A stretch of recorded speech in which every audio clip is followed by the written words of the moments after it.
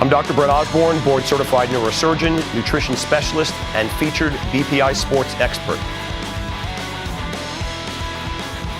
Okay, so for guys like Whitney and I that want to maintain some performance in the gym, right? So we want to maintain a certain amount of carbohydrates, and we know that we should be consuming low glycemic index carbohydrates. You're talking about performance in the glycolytic range. Well, I You guess want to deadlift 500 pounds for one, or do you want to No. be able to do a chest press with 120-pound dumbbells and do 8, bang out 8? the latter. The latter, okay. Yeah, the latter. Because, Okay. well, I have to be careful with that too. Just thinking about this. About a month ago, we had the one more rep. Okay, so about a month, maybe 6 weeks ago, Oh, you were low carb then, weren't I you? was low carb. I was really low. So this was day 5 of below 50. Yep. So you were miserable. Yes. Probably. Yes. Felt Okay. terrible. Right. But I guess, as you were explaining earlier, with my muscles still felt great. I could still get a good pump when I was training. And I got to Friday, and we were doing a challenge where I was going to bench press and do 225 for X number of reps, Right. challenge everybody around me, unrack the bar, and it was hot outside. We were outside. I banged out 10 reps, super easy. I probably could have gotten 30.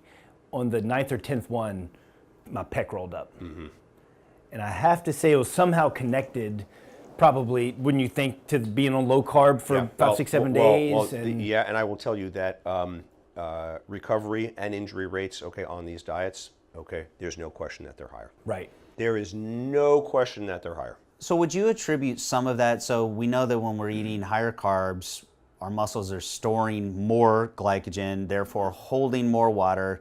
Theoretically, the cell's more hydrated. Hydrated, yeah. Is it safe to assume then that when we drop all this water, as we drop all our carbs, so over those 4 or 5 days as we start going into low carb, we start to lose that, is it just the water, or is it the loss of electrolytes that go along with losing all the water that's can put you in a precarious situation like that? Oh, and you mean in feeling miserable?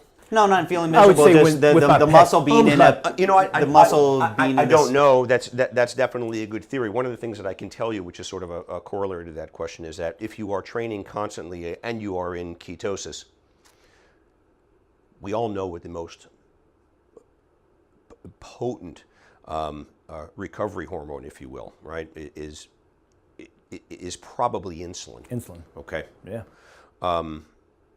Well, when you're running around with none of that stuff, and you can check your insulin level, right? And your insulin level on a ketogenic diet is going to be 2.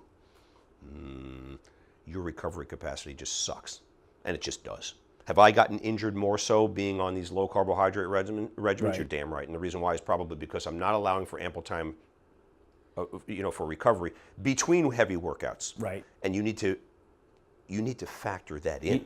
It's funny though. I'd never really put 2 and 2 together until you just said it now. But the people that I know that follow low carb regimens do seem to have more injuries, even myself. So after our last visit, you got me so kind of in this low carb phase, and so I went very low carb.